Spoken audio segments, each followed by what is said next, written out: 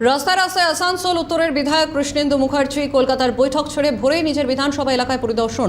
অবিরাম বৃষ্টিতে জলমগ্ন আসানসোল উত্তর বিধানসভার একাধিক এলাকা, রেলপার, রামকৃষ্ণ ডাঙ্গা, পাঁচপুল সহ বিভিন্ন এলাকা পরিদর্শন। জলবন্দী মানুষের সঙ্গে কথা বলে তাদের সমস্যার খোঁজ নিচ্ছেন বিধায়ক, সঙ্গে রয়েছেন তার কর্মী সমর্থকরাও।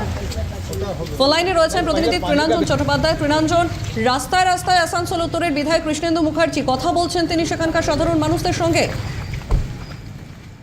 দেখো, যে বিষয়টা হচ্ছে গতকাল থেকে যে অবিরাম বর্ষণ, তাতে আসানসোল উত্তর বিধানসভার অনেকগুলো ক্ষেত্র জলমগ্ন হয়ে পড়ে। আসানসোলের ডিপাড়া থেকে শুরু করে আলাডাঙ্গা এলাকা থেকে শুরু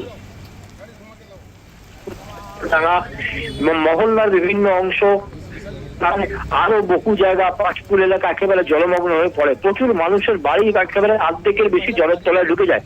এবং এই খবর পাওয়া মাত্রই কলকাতায় ছিলেন কৃষ্ণেন্দু মুখোপাধ্যায়, দলীয় মিটিং ছিল, কিন্তু তার কাছে ফোন পৌঁছাতেই তিনি দলের কাছে নির্দেশ নেন এবং মিটিং ছেড়ে সরাসরি নিজের সংসদ এবং সাধারণ মানুষের সঙ্গে তিনি ঘুরতে থাকেন, সম্পূর্ণ এলাকা দেখতে থাকেন, প্রত্যেকের বাড়ি বাড়ি গিয়ে তার